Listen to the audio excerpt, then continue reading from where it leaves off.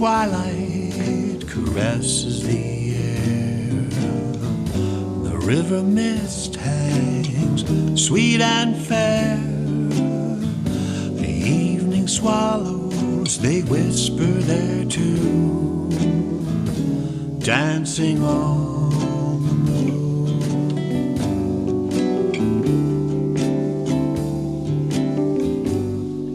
Why have the stars called us here? Welcome to Songwriters Alive with Tom Cooney. This is episode 25. We're at the quarter pole here, I think. And I'm very excited to have as my special guest, David Kleiner. David, good morning. Good morning to you. I'm honored to be here. Oh, I'm honored to have you here. And folks, you're in for a real treat. Someone who's been at the craft of writing songs for multiple decades, who's had a lot of wonderful releases, a lot of wonderful recognition, and is a real craftsperson with the music and the lyrics. I think we met in Philadelphia probably when I moved down to Philly from New England in the early aughts, probably 2002 or so. 2003 I first ran into you. I returned to Philly in 1999 from Charlottesville. Oh, you lived in Charlottesville. I born, raised in Philly, moved as part of the Back to the Land movement among youth, and built a house there, and lived there for 27 years and taught there. Wow. Now, that is the University of Virginia's hometown? That's correct. Wow, yeah. Well, so this is neat, too, because you are a teacher of writing. That's correct. And I actually taught the teaching of writing one class at UVA. I was also a doctoral student in the teaching of writing at UVA. Wow. And I was the associate director of the Young Writers Writing Project, which is a summer program for interested and talented young writers. And I started out as a teacher there the first year, and then I became an administrator who occasionally taught and often sat in on the songwriting workshop, which was one of our workshops. We had fiction, poetry, nonfiction writing, playwriting, and song. Boy, that is wonderful. So you've been around this craft for a while. Yeah, started that in 1980. Wow, that is great. I did that for 12 years, I think. Oh, that is wonderful. Yeah, we met through the Philadelphia Area Songwriters Alliance, PASA. You've heard me mention that on other episodes here, and we've had some other guests from PASA as well.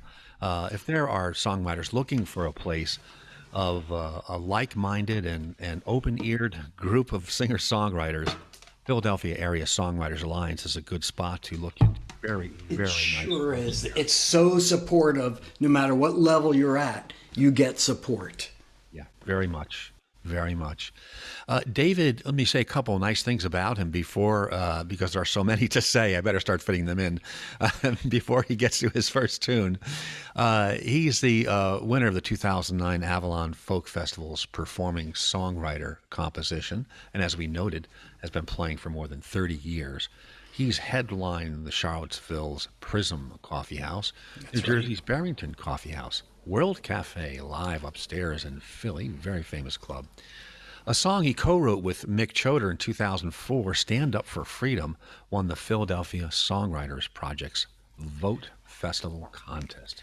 David has opened for Randa Williams, Hot Soup, We're About Nine, Dave Matthews, and Boyd Tinsley.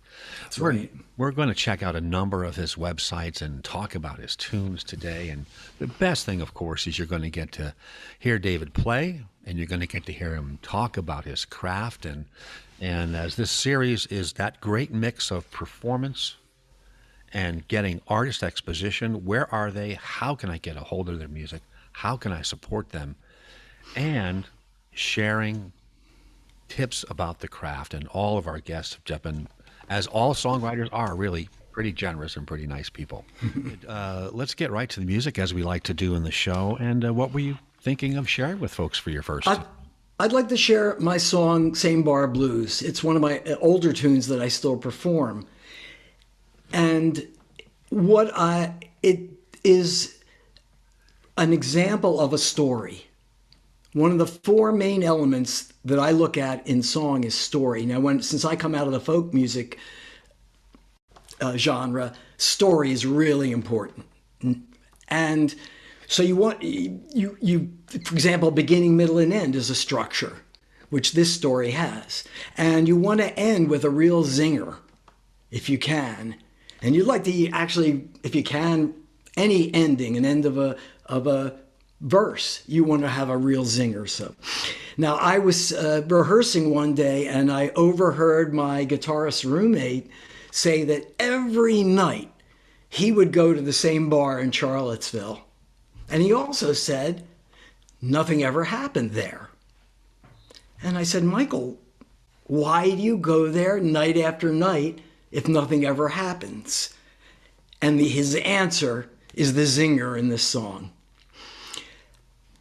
Also, I'm a big believer in what my songwriting teacher, Fred Kohler, called furniture. You want to have objects, concrete things in the song that people can relate to.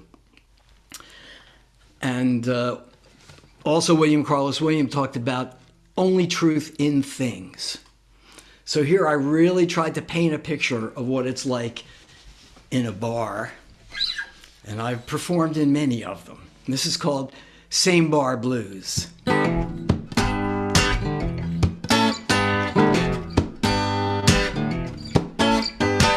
Something's bound to happen. I don't know what it is. Things are bound to turn around. They can't go on like this. Same old beat up brass rail. Same old brand of booze. Worn out conversation. Same old, same bar blues.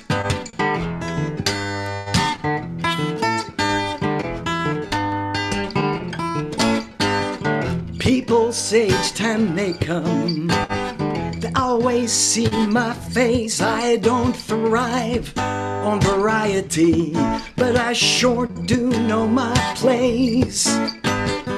If you wanna see me, don't use the telephone. You know where to find me, so don't call me up at home. You set 'em up, Joe, I'll put 'em down. Don't drink alone, boys, I'm always around. Same old bar stool, same back room, same old, same bar blues.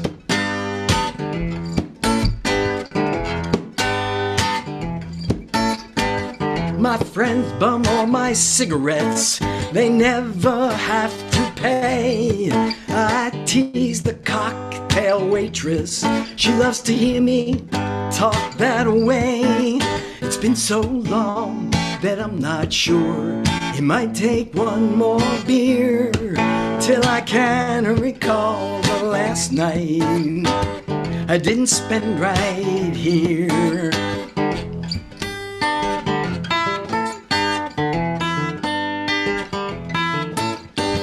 I seen you when you come in, girl.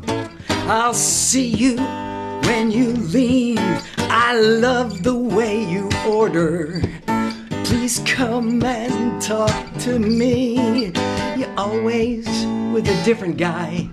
It's a pity about that, but at least I got me a place to go. I know where I'm at.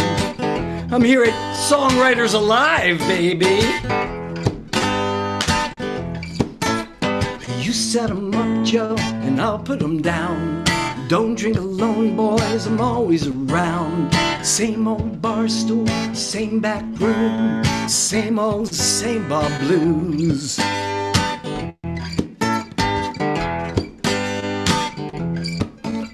I watch the place fill up.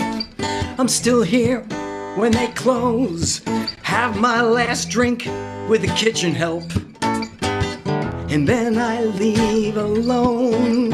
You can find me any night. I'll be right where I was. Something's bound to happen, and I'll be here when it does. Something's bound to happen. Something's bound to happen.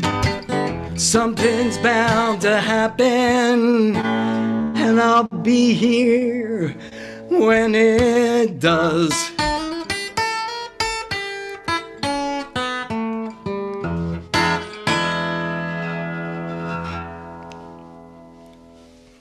That was wonderful. Wonderful. It's really a band tune, Yeah. but it really illustrates the point of truth in things. Yes, everything in a bar was in there. Yeah, yes. The stool, the back room, the waitress, everything. Yeah, it was very, very concrete. And on the music side, you really handled it well, too, which is something I've always noted about your playing. You get around the fingerboard well, you play many different styles of music, and That's true. it provides a lot of great backup for what you're trying to do with your lyrics. Very good guitarist. I always enjoy hearing you. Thank you. Thank you. By Yeah. the way, I want to introduce my guitar to your viewers. This is a one-owner guitar. I bought it in 1965 with my mom. And if you knew my mom, you'd know how comical that whole scene was. But it's a Gibson Hummingbird. It's 1965, and it's been with me ever since. Wow, that is amazing. We're here on Songwriters Alive with Tom Cooney. This is episode 25 with guest David Kleiner. And David just shared his first tune with us. Hey, don't forget, we're on the first and third Monday of the month at 7 p.m. Eastern Time on Rocking the Valley. Does additional distribution for us on Rocking the Valley YouTube. And you can link off of their rockingthevalley.com site. And, of course, my playlist for this series, Songwriters Alive, on my YouTube page, Tom Cooney, has all the episodes. You can go back and see all the wonderful guests that we had. And what were you thinking about sharing with folks for a second tune? And I'm going to do another story song, and it's based on an interview from the New York Times that Andrew Refkin, the journalist, did of Jack Hardy, the songwriter who's known among songwriters as a mentor. And he established a thing called Fast Folk that had many people that we know and famous people, Suzanne Vega and John Gorka, and then other people that we know have been involved in that.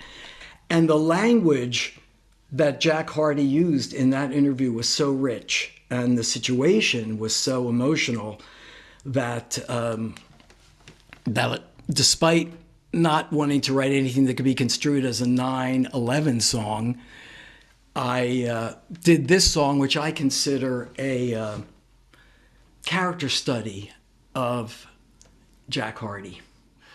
The melody of this song is actually an O'Carolan tune called Captain Henry O'Kane. I used to play in a duo in which we did these old tunes. He was a blind fiddler centuries ago, but I made the verse and the bridge.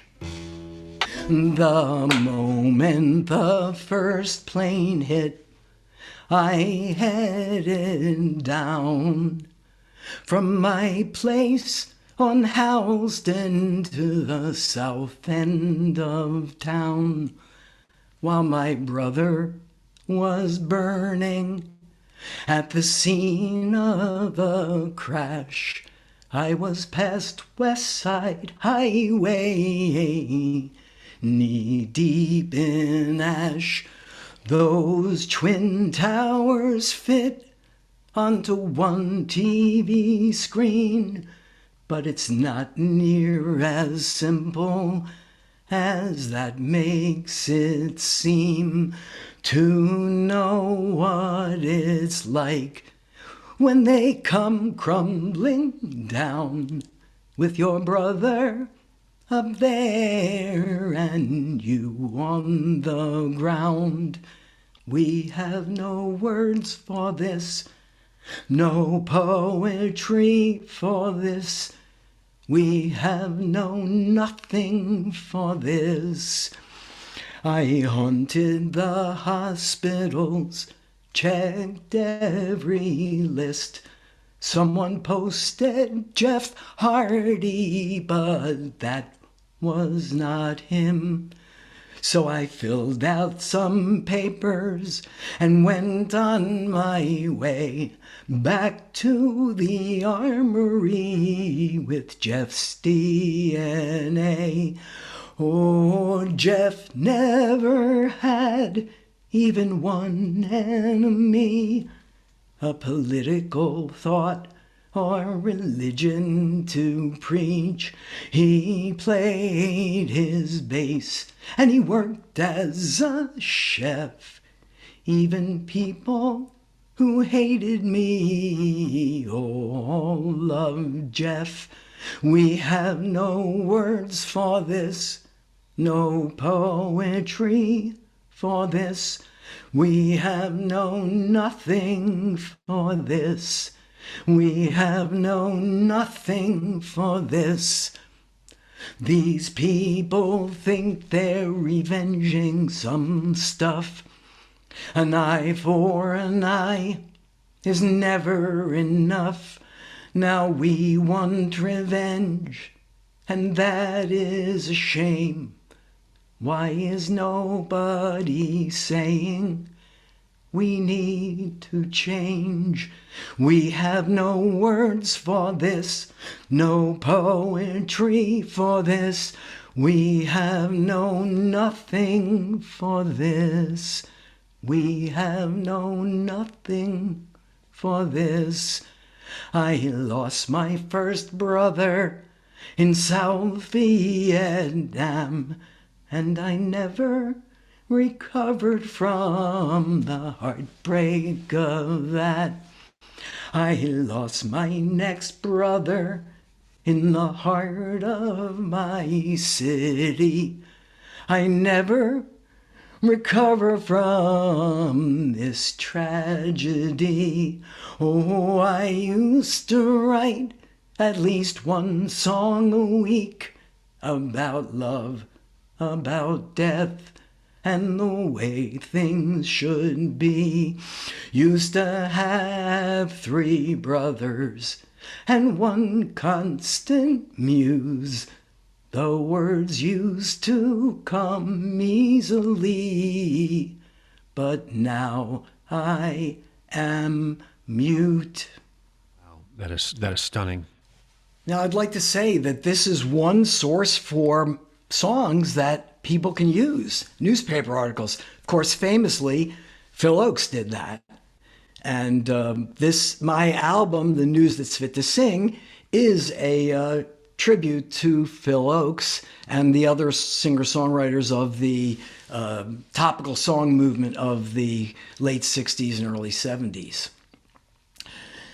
So I want to point out a couple things. First of all, this song has a more standard structure than the first song I did. It has a verse, it has a chorus, and it has a bridge. The point of the bridge is to bring in some kind of different point of view.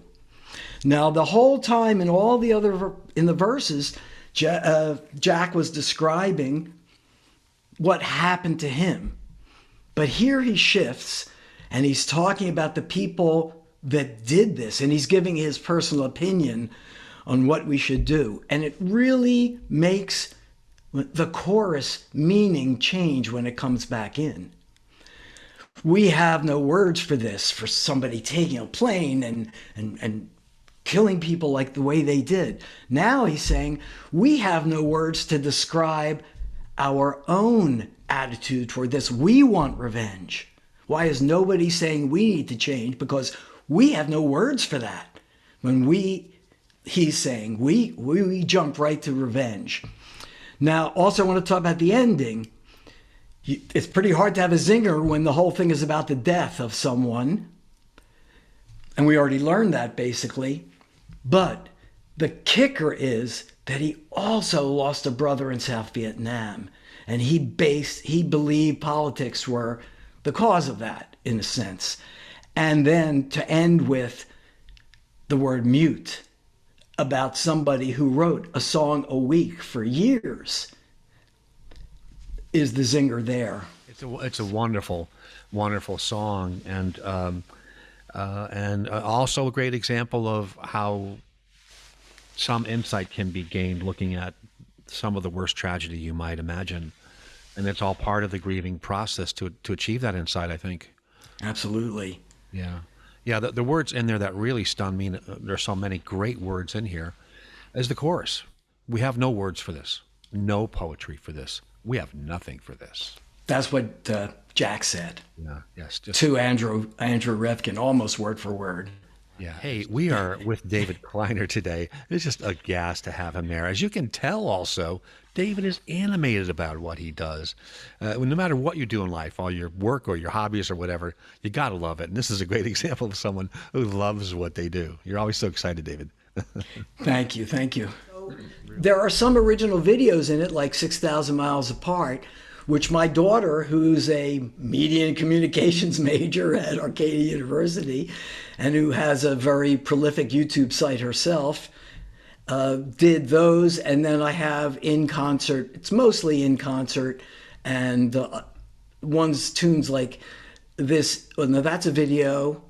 These were done at Pasa concerts. This was done at the Melilani. So you have a lot of variety. You see me with the full band.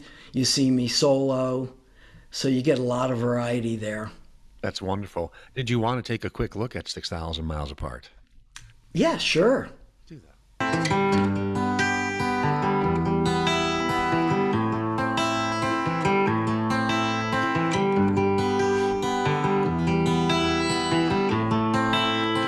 On my street, we keep our distance. We stay out of each other's business. Mailbox empty, trash cans clear, garage doors open, cars disappear.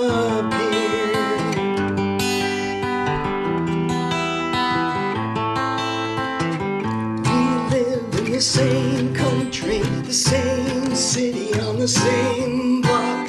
Out for a walk, we make small talk, we play our part, but we might as well be 6,000 miles apart.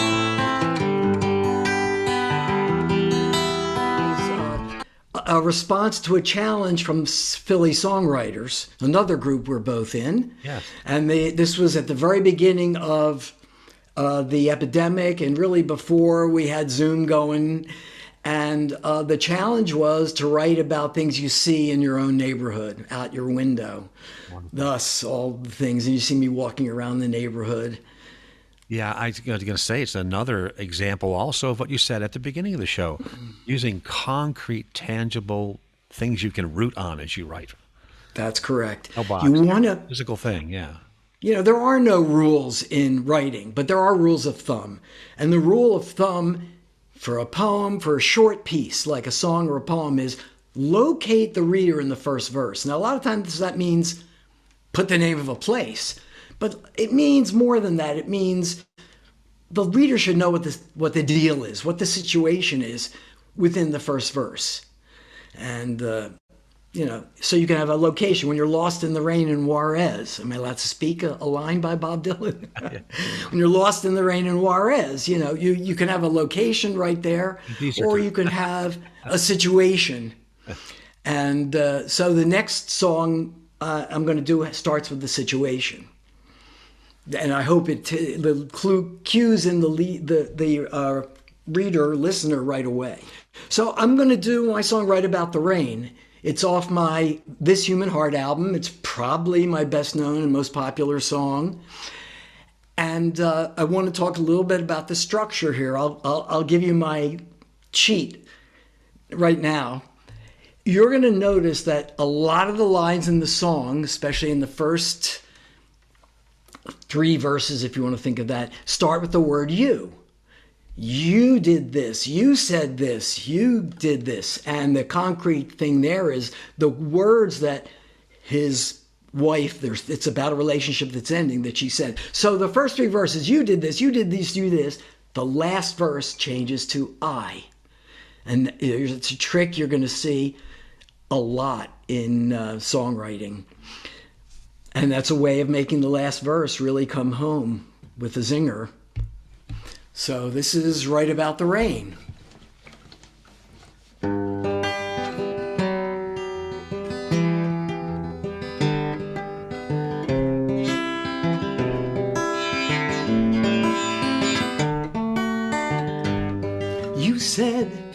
could feel it. Something was in the air. I had better things to think about, and I didn't care. I didn't care. You were sure it wouldn't rain. I said things will stay the same, like they've been all along. We both were wrong. Wrong about what I would do. Wrong about almost everything too. Do you feel better when I say that you were right? You were right about the rain.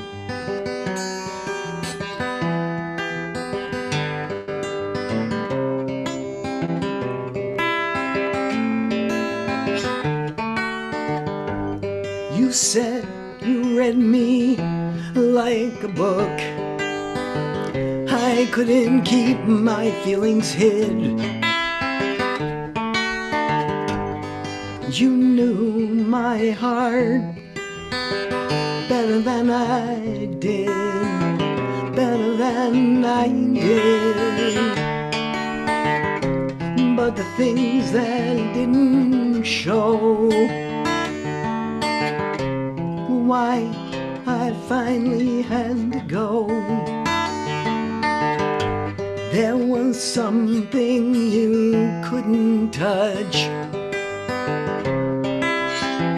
I wanted too much. You said you didn't understand how I can feel the way I do. You said it's all in your mind. That ain't true. It isn't true. You said you don't mean nothing by it. You said suffer and quiet. You said to cut the crying too. Now the laugh's on you. The laugh's on you, 'cause you were wrong about what I would do. Wrong about almost everything too. Do you feel better when I say that you were right? You were right about the rain. Right about the rain. You were right about the rain.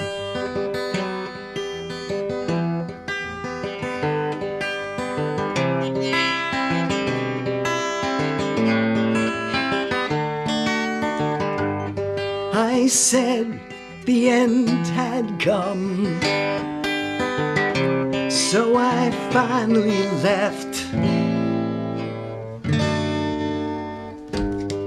On the way out to the car, I got completely wet, completely wet.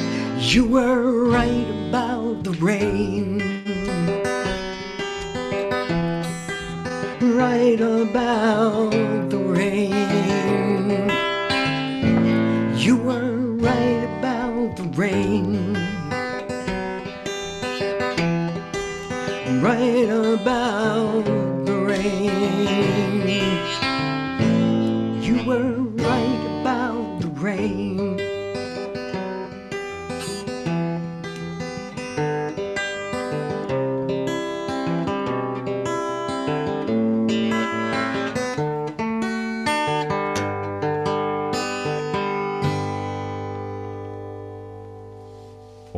wonderful song, David. Thank you. Yeah, if we can, let's put Right About the Rain up, and I'll show the viewers a few things. You can see you, and then the last verse, I. And also I want to show that I was able to put pretty good lines in to finish the verses. We both were wrong. I wanted too much. The laugh's on you. And then the meaning of Right About the Rain becomes really clear in the last verse. And this is another trick songwriters can do. If you're ever stuck, and this goes for essays and any short fiction, look at your beginning, and usually would tell you what you need at the end. And I just want to add one more thing. This is an I telling the story here. You can't rely on the I. This is an unreliable narrator. Yeah. And you can tell when he says, I didn't care right at the beginning. He didn't always give her the benefit of the doubt either. So a lot of things there to think about. Again, in the ideal song, I like to see that if it has a chorus, that the chorus changes in meaning a little bit each time. Because beginning songwriters need to realize the chorus is the same all the way throughout. The verses tell the story. That simple of a thing. You got to point out to beginning songwriters. And if those verses can shed more light, that's great. And then if the whole song can shed light on the ending, which is really right from the beginning. So I talk about it being a self-referential song. You like the lyrics in a song to talk to each other. Yes, yeah. And Taylor Swift is really great at that. Yes, yeah. One trick I use a lot is I use the bridge as a 180, as a total contrast. I have a song of mine called She Flew Away, which is about unrequited love, mystical love. And it's fancy and it's fanciful. And then in the very short bridge, I turn it totally on its head and I go, we stumble in the dark, unlit candles in our hands, searching for love's spark, crying, someone please understand. Yeah, the bridge is a way of bringing a different kind of key. You can modulate a different sort of arrangement, but mainly as a different point of view. And when I was teaching, I would always use the example of Every Move, Every Breath You Take by Sting. Yeah. And, it sounds so accusatory throughout the entire song. He gets to the bridge and all of a sudden he's sort of supplicating her. And we see that he's not as so strong and macho as we thought. Yeah. So you see that a lot. And there's hardly a point of having a bridge if it doesn't show something different. Yeah. And we're certainly going to hear that in my next song. Well, that's wonderful. We're with David Kleiner, everyone. That's Kleiner in the greater Philadelphia area.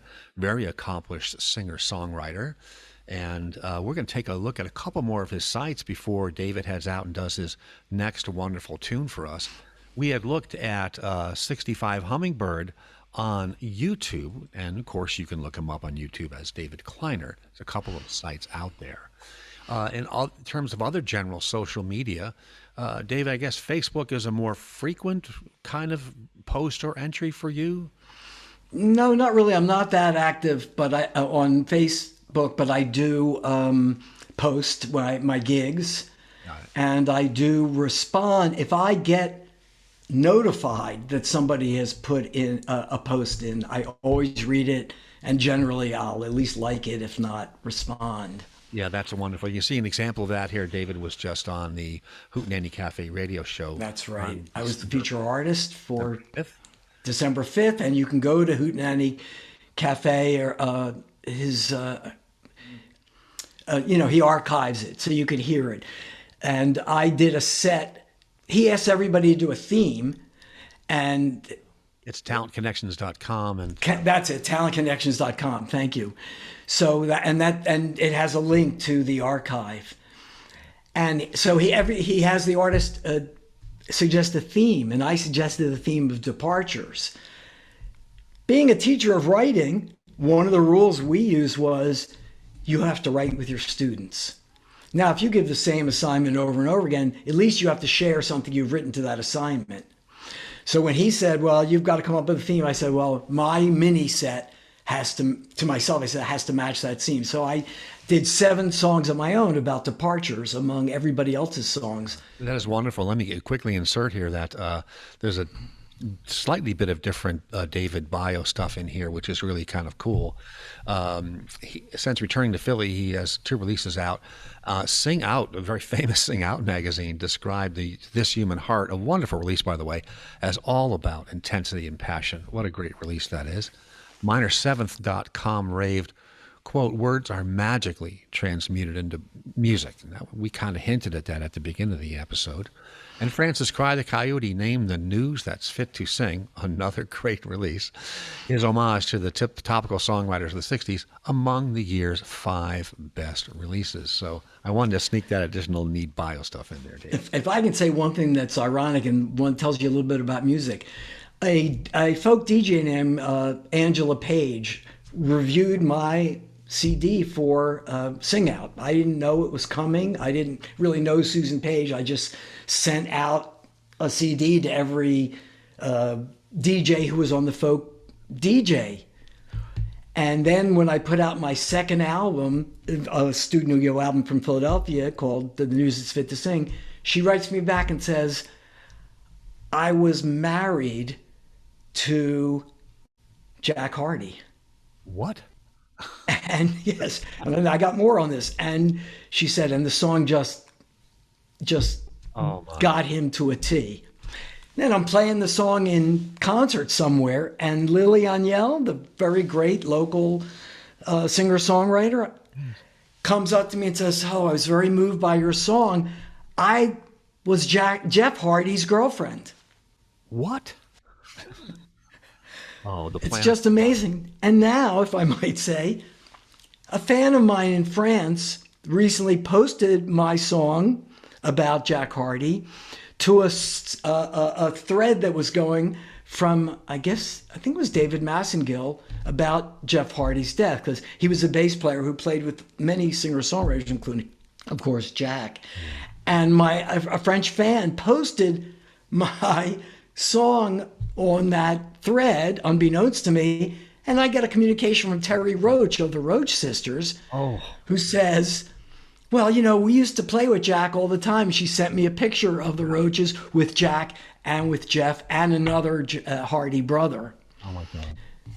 So music can really connect people. And that song has been crazy. It's been really crazy. And there's lots of magic there. And yes. In the songwriting, too, if we can relate this insight and this series of neat magical coincidences to songwriting is we do talk about tips for younger or more novice songwriters, but even for the mature songwriter, when you have that insight or see that connection, grab the pen. So we look at a couple of other sites, and of course, in terms of where to find music, you got an Apple Music site here, which is David Kleiner. Absolutely. So that's music.apple.com/artist/David-Kleiner. We'll have all large text on the final edit of this, and and of course, I'm on all the streaming services, Spotify and many other more minor. Yeah, you can see some of these great releases. I love the cover on The News That's Fit to Sing. Well, it's based on Phil Oakes's cover from The News That's Fit to Sing, in which he was sitting on his guitar reading the New York Times, but he was sitting in front of a wall in New York City. Yeah. This photograph was taken by my friend Herb Engelsberg, and he did the cover for This Human Heart. Yeah. So it's Apple Music. It's also available. Let me see. The Trio is also available on Apple Music. Yes, it is. That's deep. It's an in-concert album. It really is the real deal. So that second one out there on Apple Music is David Kleiner Trio. On Spotify, it's David Kleiner. Can I say that the trio that made that recording was Richard Brown on harmonica and Emmanuel Angel on guitar. Richard has since moved to Florida, but I'm still playing with Emmanuel when I play a band gig. And I have other players that I play with. Yes. Jazz flute players and another harmonica player as well. That's wonderful. Yeah. And of course on Spotify, David Kleiner. There I am. Yeah. A lot of wonderful, wonderful stuff here. Um, and on Sonic Bids. This is my EPK, my electronic press kit. Yeah. It's it's there if anybody cares, but I think it has ways of getting in touch with me, which is one good thing for people. So as you can see, folks, lots of great ways to look David up, find his music, support him and get his music, as well as supporting him when you see him out playing live. A wonderful singer-songwriter and great guitarist, as you can tell today, too. So we're just honored to have David Kleiner here. This is Songwriters Alive with Tom Cooney. Again, we're here on the first and third Monday at 7 p.m. Eastern Time on Rocking the Valley YouTube, and you can link off to rockingthevalley.com. Also, these live in perpetuity on Tom Cooney YouTube in the song list called Songwriters Alive, brilliantly named song list playlist out there. And we're part of the 7 to 8 p.m. Monday evening hour with the wonderful Not for Coltrane Mike Duck, who does the Cyber Café on the second and fourth Mondays at 7 p.m. Eastern Time. And Mike just has wonderful guests from all across the arts in the tri-state area and mostly in Greater Lehigh Valley. And just a wonderful, wonderful series. I encourage you to look up Mike's stuff as the artist Not for Coltrane. Talk about, you've been so generous in how you shared your insights into the many ways a song can be crafted and how contrast or suspense or insight is built and shared as a song goes on. I want to flip the coin over, and I want to talk about the development side of it, about the many different ways a song can come from, and what are some of the more typical ways for you, lyric first versus music? Do they come in flashes? Do you bake things for a long time? With every artist, it's different. And what is the process like for you? Kind of an open-ended question. Well, I have a lot to say about that. I'd say for beginning songwriters, a lot of them get songs in a flash. I did early on. But after a while, you get to rely on craft. And I've written songs where I've written the melody completely first. I've written a couple songs where I did a melody on piano. But I'd say more than anything else, I come up with an interesting phrase. It comes to me. I hear something like my wife saying, I'm right about the rain. Me saying to my wife, you were right about the rain. Michael Carroll saying to me, well, I go there every night because when something finally happens there, I'll be there. I had another one where a woman told me her whole sad story, and as she was walking out, she said, well, I haven't cried yet.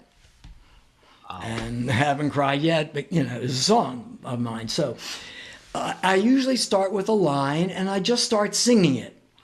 And this is really I got from Fed Kohler. He just said, keep singing it over and over and over, and you'd be surprised how it expands. And I have written a number of songs I'm walking the dog in the park and I'm singing to myself. And I have my phone with me and I record on the memo. I don't know if we can see this. Oh, yeah. On the memo Music thing, memos, yeah. It's supposed to be voice memos. Yeah. But if you look through this list here, folk song, more melody, phrase for trying, more thoughts on windfall, a song I just finished, my lover now, first draft. I also wanted to let folks know the kind of stuff that they'll hear when they do please go find David Kleiner's music. I have to share a couple of my favorites, which are just so insightful. Love Will Stay, My Beloved Is Mine, Jack Hardy's Blues, which of course you played, Hopeless Romantic, This Human Heart, the great title cut, and Something Between Us. And it also points out another thing I want to say about the music side of your equation is it is varied. There's great Latin effect on a number of your songs, a blues effect on a number of them, a jazz effect, and they're never heavy-handed. They're always underplayed, and they support what your lyrics are doing, And you hear a lot when songwriters, especially the younger ones, go heavy on their alt influences, and it overwhelms the compilation they're putting together. But you have a great sense, I think, of how to use the different styles in a very supportive way for what you're trying to do. Well, I have to give a lot of credit on This Human Heart for Glenn Barrett and some of his studio players. And Morningstar Studios. At Morningstar Studios. He hardly changed anything in any arrangement in my songs. He took it as I brought it to the studio, but he really delivered the magic. And in Something Between Us, I have to say that is the greatest band I have ever played with. The trumpet player was John Dirth, my colleague and friend from Charlottesville. I had to bring the whole recording down there to get my harmonica player, Gary Green, who's literally won the world championship of harmonica, even though he was just a school teacher with me in the same high school. John Dirth, who's a great trumpet player, who's best known for putting together the Dave Matthews Band. And then Jeff Lee Johnson, the late, great Jeff Lee Johnson, who's playing bass and guitar. And that was, of course, a multi-tracked. And then Doc Gibbs on percussion, who was amazing. I was in the studio when he did that, and I was with Jeff when he played his parts. It was just amazing. So it's still relevant. It's very fresh. It's very fresh. I tried not to put in too much that would make that dated. Yeah. Whereas the other album is a topical album, but I tried to make it so that it's general. I have a song there that's based on blogs from soldiers in the Iraq War. Yeah. But I hope it applies more to what soldiers do. It was an assignment. I have a friend who was a talk show, sort of a lefty talk show host on the West Coast. And he was sick and fed up of people who use soldiers as a political tool when they don't really support the soldiers when it comes to it. And he just said, write the truth. Yeah. And not all lefties are happy with my song because I show respect for the soldiers there. But well, you have to respect them. They're you have to respect them. Yeah. So yeah. I hope one of the great songs of John Gorka's I love is the title cut to "Writing in the Margins," about a soldier who's working the supply chain in Iraq, and it's just an incredibly insightful, concrete frontline song. What is this soldier doing and thinking about and worrying about on a daily basis? Yeah. Hey, David Kleiner is going to take us out, folks, with one more tune. Make sure you visit the sites that we've seen here and take a listen to Dave's music. Make sure to get some of Dave's music, more importantly. Support him when you see him out playing. As you can tell, a very versatile and accomplished and very craftful songwriter. And Dave, I got to tell you, it's been a gas having you here. I've looked forward to this for a long time. Yeah. I'm going to do a new song. It's not my newest now, but it's from 2021. And I've been talking about forms, verses, chorus. This has an element that you find in a lot of current songs, has a pre-chorus. So this song has verses, has a pre-chorus, has a chorus, and a bridge. And here's a song that started from a phrase that's been bouncing around in my head for like 40 years. When I lived in Charlottesville, I had a back way to take people to Monticello, in which you went along the railroad tracks and then you went right up Monticello Mountain, because actually Monticello was close enough to Charlottesville that Mr. Jefferson could supervise the building of his University of Virginia with a telescope or whatever he had. So one time I was there, I was with a friend, a woman, and she was really scared when we got to the railroad bridge. What I didn't tell her at the time was, I'm kind of scared of heights myself. So this whole time I had in my head, well, I was the one afraid I might fall. And the double meaning of that, as I was taking this hike with an attractive woman, we didn't have that kind of relationship, but in the song, that's what I did. So this song just has double meanings to everything from the beginning to the end. So it's called I Always Get Broken When I Fall.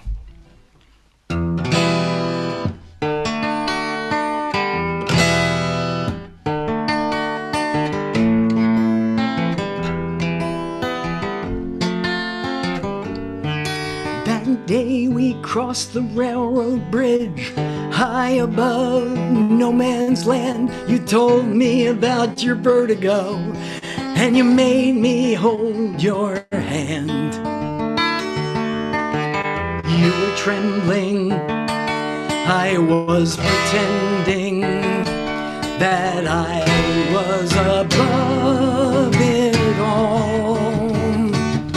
But I was the one afraid I might fall.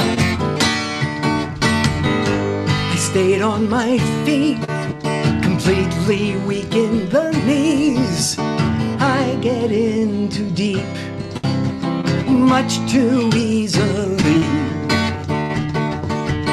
I never understand the gravity of it all, so I always get broken when I fall.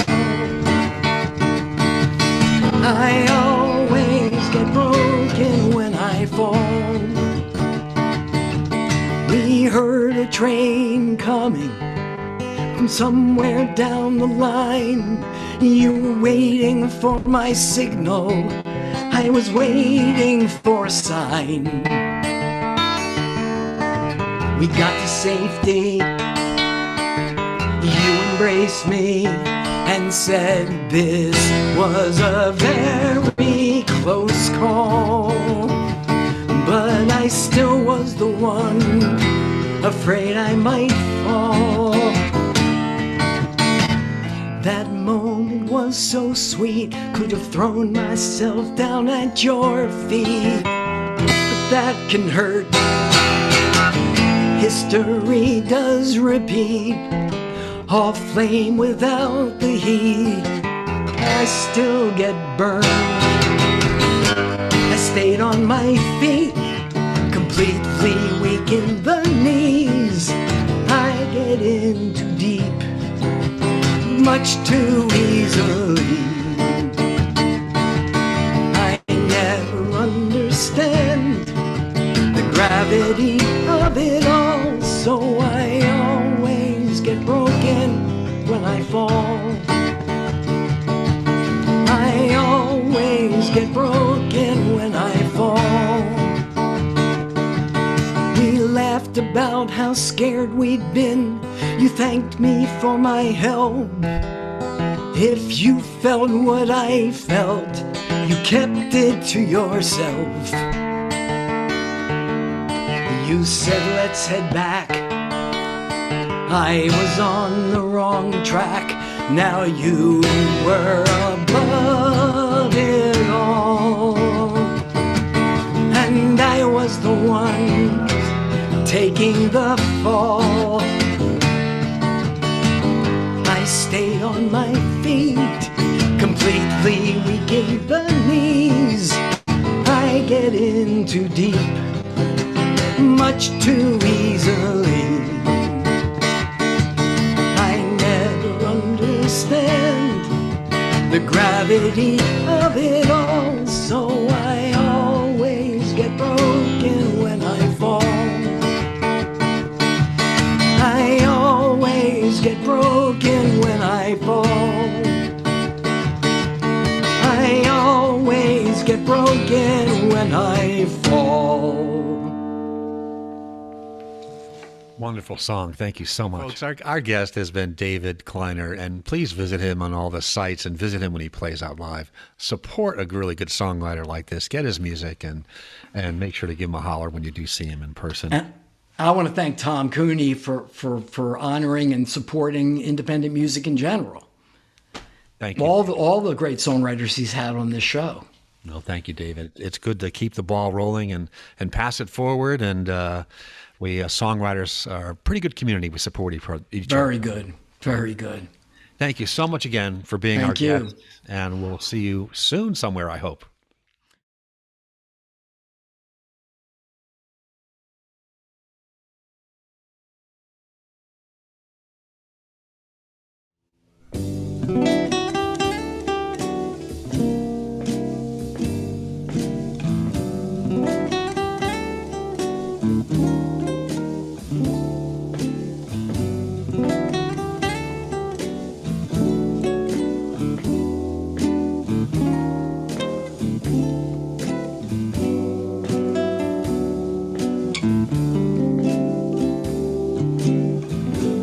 breath of twilight caresses the air.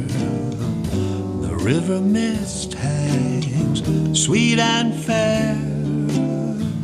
The evening swallows, they whisper their tune, dancing on the moon.